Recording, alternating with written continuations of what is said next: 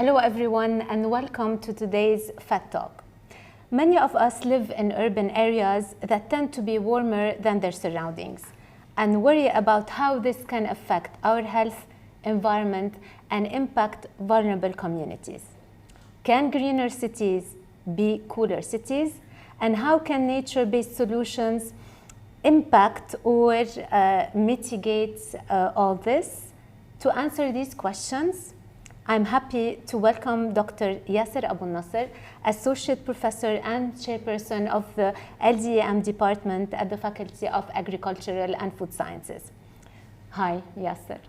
Hello, I'm Carla. happy to have you with me, finally. We were able to set an appointment, and today our discussion is centered around the mitigation of urban climate using nature-based solutions for overall public health. How can this happen? Well, before we start talking about the urban heat island, which I will define as we go on, I would like just to say that this work that we've been doing at the department for the past 4 years is under a larger umbrella, which is addressing adaptation to climate change through nature-based solutions. Okay. So looking at urban heat islands, and as a quick definition, urban heat islands are when cities are much hotter, or the ambient air or the air within the city is much hotter than its surrounding. When you say surrounding, what do you mean by its surrounding? Well, you know, most of the... If we take the city of Beirut, for example. Well, the city of Beirut, your surrounding is partly the sea. The 2/3 of that is the sea. And the other third are the mountains, basically. Okay. But a lot of the work on urban heat islands, which is, you know, a very local type of climate change that was identified in the 70s as a local type of climate change, has been done mostly in temperate cities in Europe and in the US, which means that your context, the surrounding context, is either agriculture or nature. But our focus of our work is looking at urban heat islands in arid and semi-arid climates, which is Eastern Mediterranean or the MENA region, which then your contexts are totally different. Exactly. So if you look at our MENA region, basically, you will see that if you look at the Gulf area, your surrounding is a desert. If you look at our context on the Levant area, you've got a lot of vegetation, but you end up with 6 months without any rain. So our dynamics or the impacts of the urban heat island are a bit different than in temperate cities. Okay. Now, when we're talking specifically about urban heat islands, now the cities are cooler, but again, what is the degrees that is between when we're talking different climate, or hotter or cooler or warmer? It's not the cities that are cooler. The cities the are surroundings. hotter than their surrounding. So if you look at the slide that we are presenting over here, that shows you a little bit about the difference or the differential temperature. So urban heat island is actually the temperature difference between the urban areas and its surroundings. And the surroundings, okay. And we're talking within the range of 3 to 6 or 7 degrees Celsius difference, depending on where you are. And as we will talk about our research, there are a lot of factors that impact. So the difference is not exactly the same. Okay. And mostly the reasons why we have this urban heat island is because mainly, as also if you look at the diagrams that we have showed you, that is actually apparent, is basically because how we built our cities. We built our cities from concrete, from steel, from glass, using asphalt for the roads. And this is all material that absorbs the sun's energy, it keeps it in there, and really then throws it back again into the air to heat the air within the city. So temperature rise. So during the day you have this temperature that is higher, but during the winter, depending on the context, it's even higher. As well. And if also you look at the to your right in the diagram of the slide, you will see that there is always this comparison of vegetation. Vegetation absorbs the energy. It's because of what we call the evapotranspiration of the plants or the trees and so forth. These actually cool the area around us, reduce the humidity in many ways, and really temper down the temperature. It's the loss of this of the soil, of the wet soils, loss of vegetation, that really creates the urban heat island. Okay. Now, how does it impact the whole environment? So think about it. So in areas or during the summers as well, we already have hotter temperatures. So when the temperatures are higher and you walk around the city, you always feel hot. So it's about outdoor comfort. When you have extreme heat events, and the extreme heat events will have a higher impact in the city, and that's because of already elevated temperatures in there. You may have higher morbidity rates than usual when you have these urban areas, and vulnerable communities are usually as well are impacted. And in general, it impacts public health because urban heat island increases the levels of pollution, of air pollution as well. So in many ways, it's a mini climate change. When we talk about the larger global climate change, this is a very local climate change in that sense. Okay. Now, we want to talk about the nature-based solutions. What are they? Which types? Which ones are you would focus more on? Okay. So in simple terms, nature-based solutions are simply what really nature gives us, and most of the time for free. Yeah. And what we are trying to do is garner what nature gives us and try to preserve make it work for us as people, but at the same time to support nature within the city. So it has a dual impact. It's what we call a no regrets type of solution, which means that if you green your city, if it doesn't reduce the temperatures, you'll end up with a nicer city. Yeah. So and usually the cost efficiency in that is much lower than using more engineered solutions to deal with these things. So some examples of nature-based solutions are when we have permeable surfaces, for example, is that when the rain comes in and we allow the rain to go back to the ground, so that it cools the surface of the air, so then it absorbs less of the heat. Green roofs, shading devices, what we call cool roofs as well, what we call urban canopies or urban trees, basically green walls as well, and so forth. So there are a lot of these, and that's a big solution, a big thing globally right now, that a lot of cities are trying to work to mitigate urban heat islands, and indirectly we are also addressing adaptation to climate change, global climate change as well. Okay. Now, we always talk about sustainable development goals, and of course, we want to relate to sustainable development goals. How can we relate to some of the SDGs? So, if we look at the 17 SDGs by the UN, in many ways we touch upon many, but I would like to really name two primary ones and two in a way secondary ones. So the first one is our work contributes highly to sustainable cities and communities, which is SDG 11, and directly related to climate action, as I have described before, that urban heat island is related to climate adaptation as well. And directly or indirectly is good health and well-being when we're talking about overall public health, impact of pollution, having cleaner air because trees actually clean the air as well. And as well, we are supporting life on land by increasing vegetation in cities, you're increasing biodiversity, greeneries. You're bringing in more birds. If everyone looks at when we had the lockdown, suddenly you can hear more birds, So, when you bring in those nature back into the city, there are multiple benefits that really accrue with the cheapest possible cost to any city planner. Exactly. Now price is important nowadays. Nowadays and every day. And every day. It's always important. More now. Yasser, we want to tackle a bit the Mediterranean region. And there are many challenges to cooler cities or greener cities. What are some of our challenges? And later on, of course, we'll look at the solutions. Okay. Just if we look very quickly, and I would like to go partly Mediterranean and partly MENA region, Middle East and North Africa, and that's where I contextualize our work in general. And there are very few studies that are emerging relating to urban heat island and the use of nature-based solutions. Some work has been emerging from Egypt, some work has been emerging a little bit from Jordan as well, our work here that's also being done at the university. But it is extremely important that we actually address that. We are already in a hot climate area, arid or semi-arid.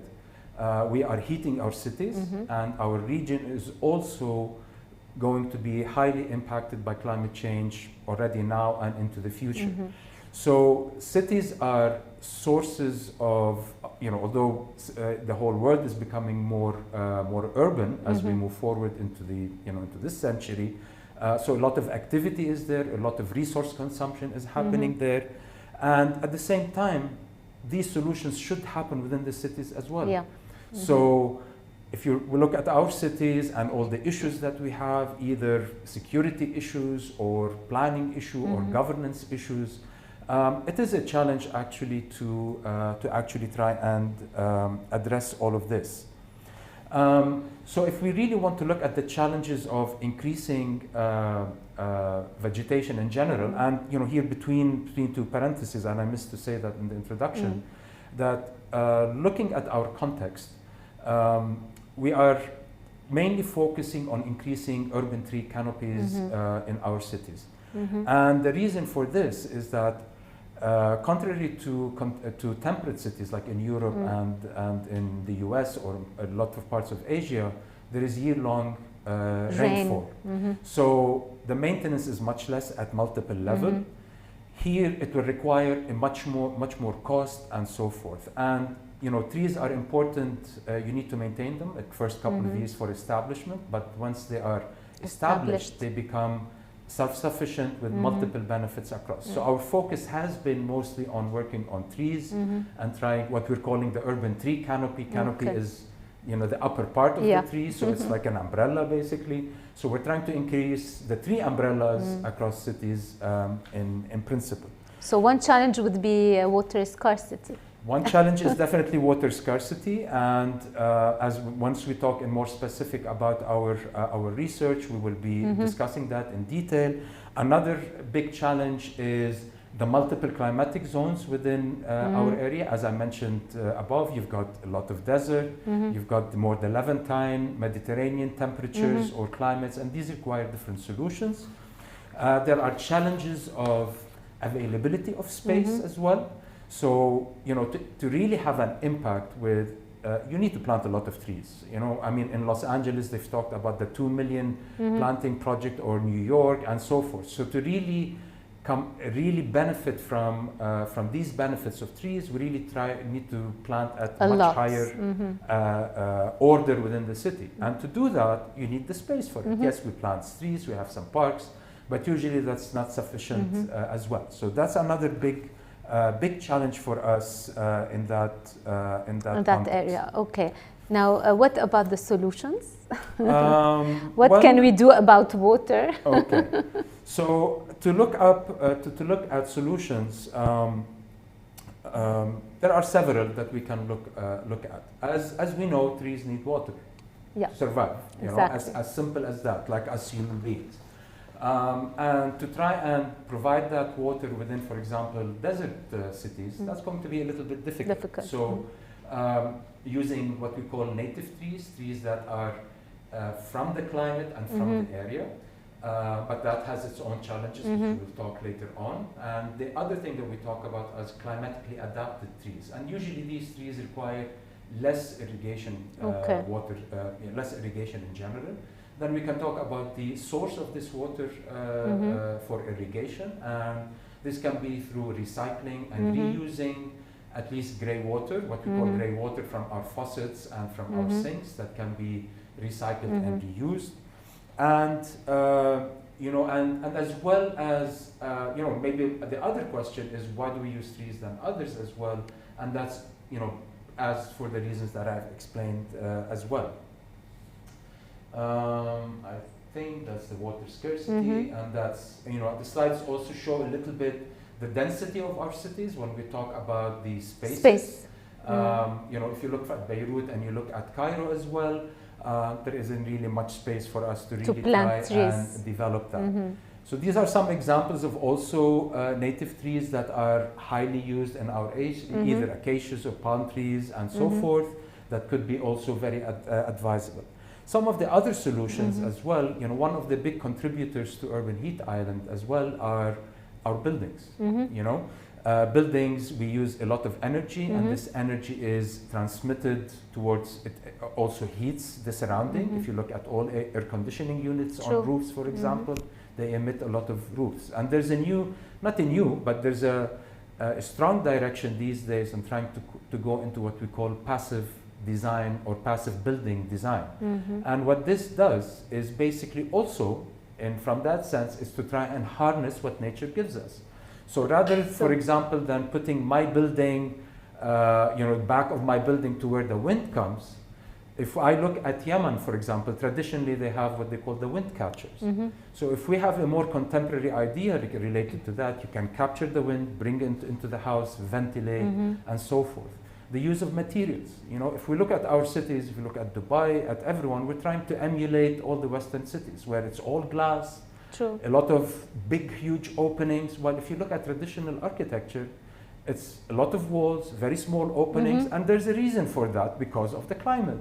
So, I'm not saying we need to use mud brick today. It could be because there are a lot of contemporary works on that. But we need to be a bit more sensitive about our climate and how we actually function towards that. Another 2 points that one last point that I also didn't mention in the challenges is also governance and policy, and that's an important piece as well, because there isn't much conviction about using nature-based solutions in cities, at least in our part of the world. If you look at cities in Europe, in Far East as well, cities have streamlined all these ideas into their policies and regulations, city planning and urban design and landscape architecture as well. And these are important notions. Until we arrive to there, as much as my research might be very helpful to a lot of academicians and people, the implementation needs to come from the policy dimension. And that's a big challenge that we will have, or we currently have, and hopefully we will be able to change that as we move forward. Inshallah.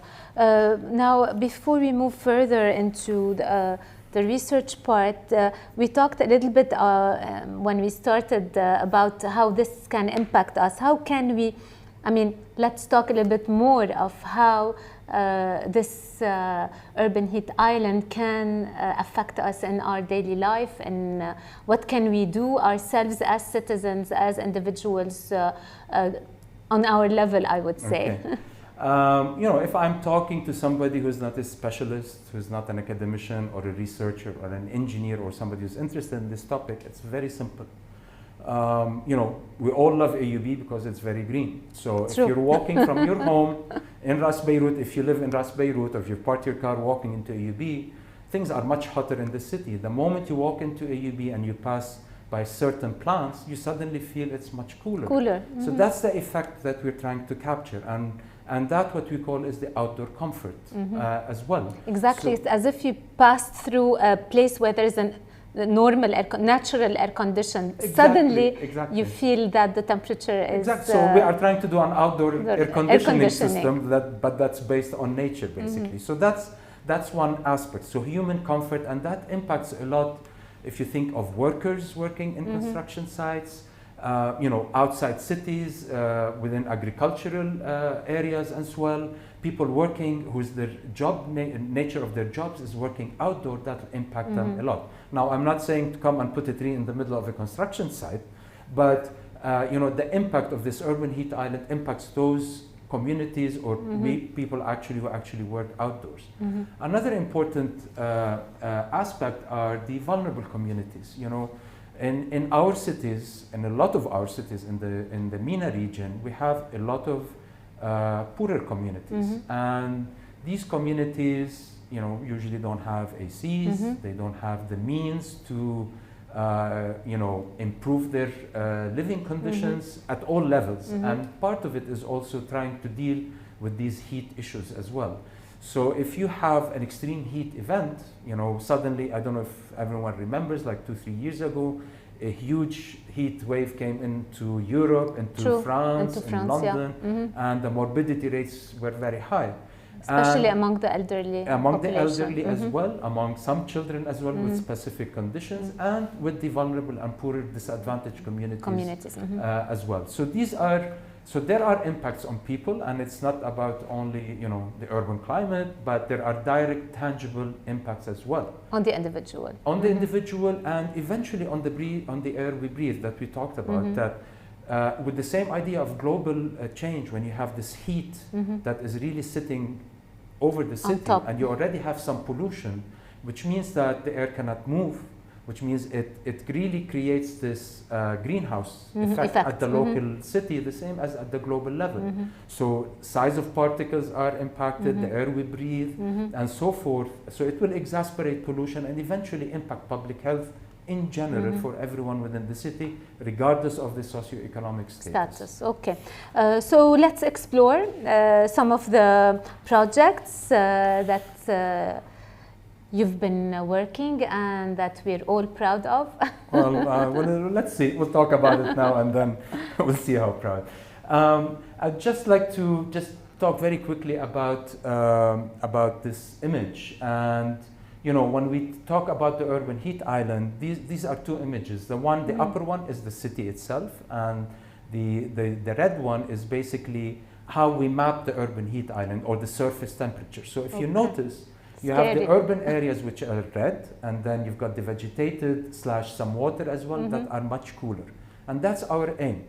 And based on these principles that we've talked about right now, we started a project 4 years ago, and we are in the final steps, that is in collaboration with UC Davis, and we have a co-PI over there who's working with us, and the project was funded by the Dubai Sustainable City as well to work on this. And the title of the project is the title of this presentation: Greener Cities are Cooler Cities. And this project actually aims to look at multiple dimensions of this issue, and trying to focus on arid cities worldwide, with some focus, a bit more focus on Dubai as our case study to work on. So the project is actually divided into 4 levels. But I would focus mostly on 2 parts, and then I will talk a little bit about the following project, just very briefly, that we got some smaller grants that are related to this one, and the issues that we found with our current project to try and investigate.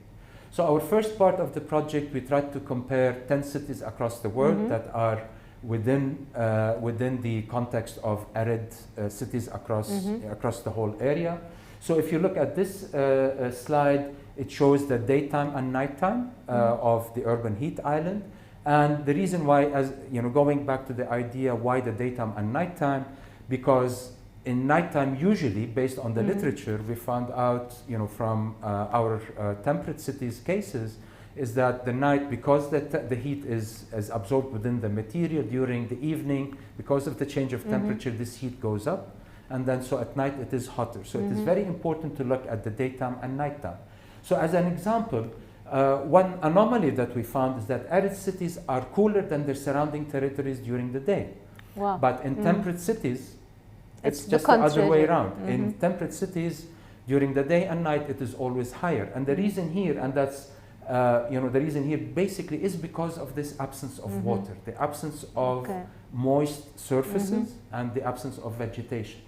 But it is also hotter at night. So the magnitude of heat during the night is actually higher than the magnitude of heat that actually occurs in temperate cities. But in either case, remember, we are talking in a desert context. So yes, we are saying it is cooler during the night, so which means that it's rather than it's 40, it is 38. Okay, so it's still high, which means that we really still need to cool during the day and during the night. So I'm showing you this graph, very simple graph, to show that not all arid cities have the same magnitude of urban heat island. And the figures don't matter here, but if you look at the blue and the red, what is above the zero, what is below the zero, and these are not equal. And this is also has a lot to do with the surrounding landscape and the context. So how high are you from the sea level makes a big difference. So if you are, one of our case studies was in Chile, for example, because it has a semi-arid context and it is at a very high elevation. So when you go higher, things are a bit cooler. So that plays an impact. Looking at latitude, meaning that how high are you in the globe? How north or south are you on the globe? So the norther you are, the cooler you are, the closer to the equator, the hotter. Looking at humidity, overall climate, and proximity to water bodies. So what we're trying to say here is that, yes, we can generalize some ideas on general trends of how arid cities behave within the urban heat island within cities, how they behave. But when we really need to go in depth, we really need to look at every city in its own context within its local context. So part of this study that we've done, we tried to look at different parts of the cities and how they actually, which are cooler or hotter. So if you look at the first upper left diagram, which we are calling the urban multi-story, so different mixes of buildings and vegetation heat or cool the city in different ways. So obviously, forests within the city or big clumps of trees within the city are the coolest parts. Then if you look at turf and tree landscapes, they are less. If we talk about xeriscaping is looking at desert type of plants to try and do your landscape, but we found out that we thought that it would contribute to reducing temperature, but it doesn't, because there isn't enough water in there. And then urban multi-story landscapes, meaning tall buildings, are also cooler, not because of the buildings themselves, because they shade the rest of the city as well. So when you're in shade, things are usually much cooler. So what we tried to look at this part of the research is the different behaviors of urban heat islands across different cities. The other piece that I would like to talk about, and very briefly, is looking at the availability of space and how can we increase the availability of vegetation. So part of our study here, we looked at Dubai and we looked at what we call the gated or residential communities. Gated communities, when you look at urban design, landscape architecture and planning, we don't look at it in a positive manner, because they're usually fenced, they are exclusive of different communities, they are very consumptive when you talk in infrastructure. But when I'm talking about vegetation, or I'm talking about increasing trees, there is one basic advantage for gated communities. Usually gated communities have an organized community. When you look at Dubai, all the landscapes require a lot of maintenance. So we are not kidding ourselves in the sense that we're going to plant the trees and forget them. You need maintenance. So in these gated communities, they have to set up for maintenance.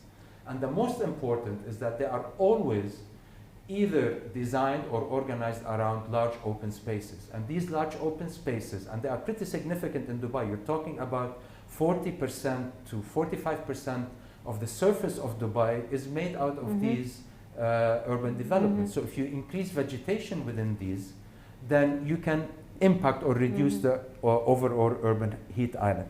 So what we did, very briefly, we tried to look at different designs of different residential communities.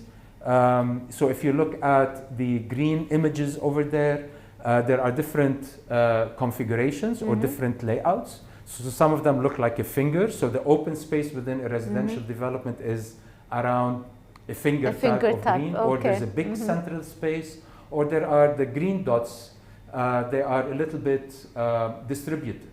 So what we did, we selected many of these. We've tried to measure the urban heat island, and we tried to see, or the surface temperature, the surface land temperature, and we tried to see which design actually has the least amount of contribution to the heat. And what we found out is that the finger-like is the one that really gives you the least amount. I'm not going to go into how we developed that, but we don't have time. We don't have time for that. But this is what we came up with, and this is what we found out.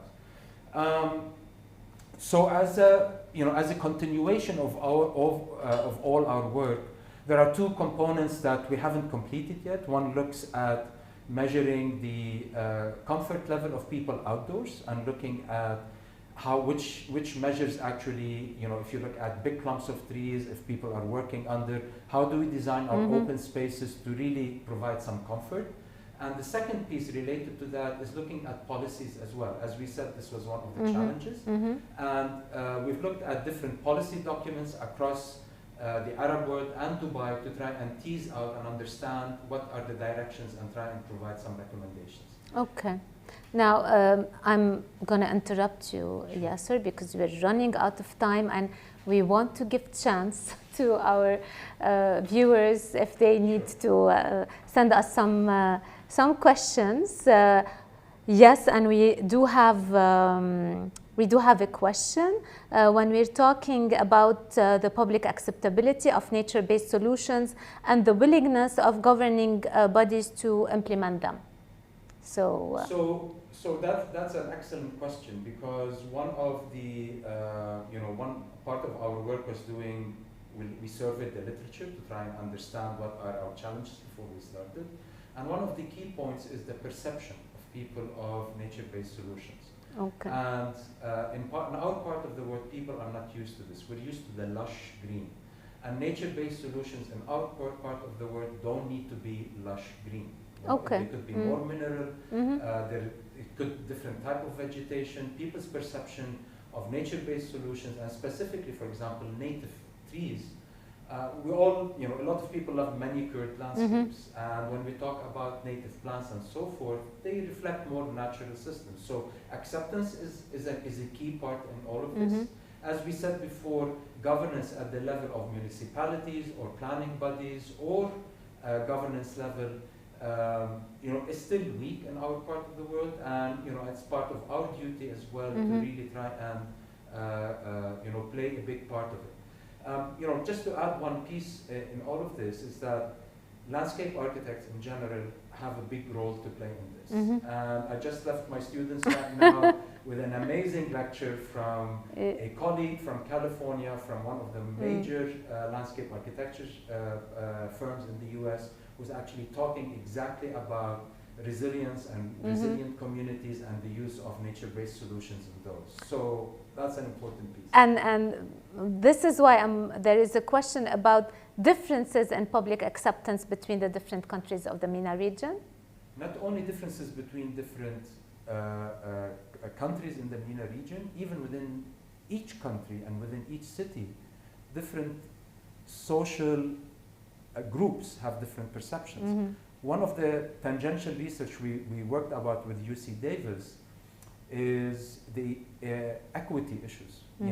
How will climate change or urban heat islands be manifested in inequities? Usually richer neighborhoods pay more, they have more green, they have more nature within their communities, so they tend to be cooler, and poorer communities don't have that. So the perception issues is at multiple levels, at the national, community levels, and they vary definitely. Even within the same country. Even within the same country and within the same city.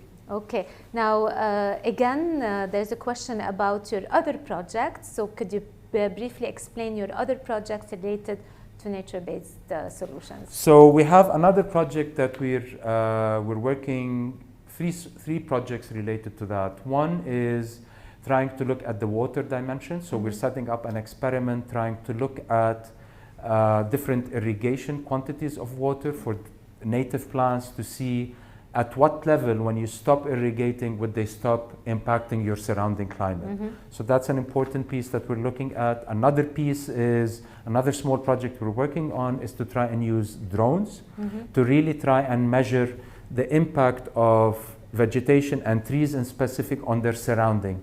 There's a lot of talk in the literature and in academia about how much they impact the surrounding, but there are it's not very well quantified. So that's the reason for that. And our third project, which is the Nawamat project, is trying to look at green walls and constructed wetlands.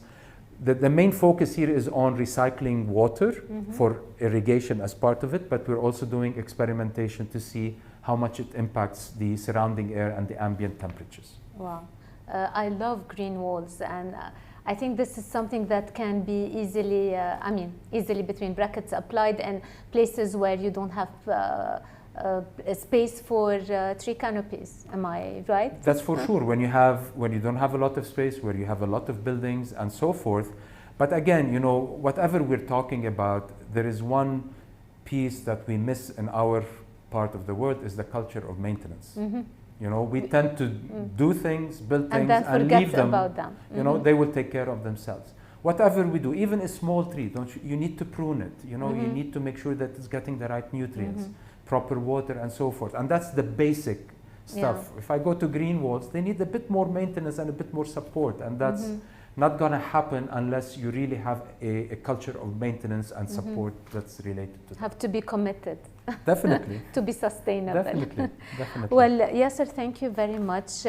We've come towards the end, but before we just close this session, I would like to end it with some take-home messages that you would give us.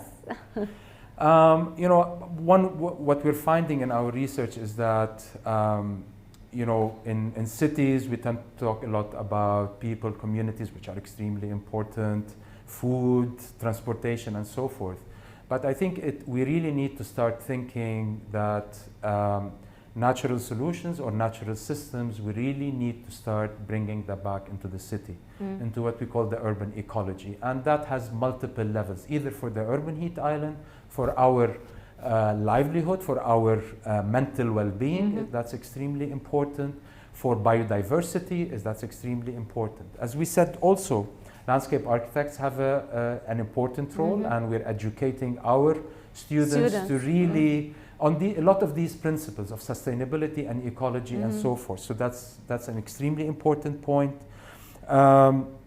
We need to prioritize trees. And planting trees. You know, hopefully we will be getting involved in our department in a project related to Beirut. You know, I cannot talk much about it yet, but that might be an interesting project. So prioritizing, increasing urban tree canopies is an important piece, and that's not a very costly dimension. Although a lot of people think, you know, urban trees in cities the roots will go into the buildings and they will impact, they will damage. Yes, that is correct. You know, there's nothing wrong about it, but if it's thought about properly, if you select the right species and you do the proper maintenance, then you can alleviate those negative impacts. Water availability is an Water issue. availability is an important piece, I think.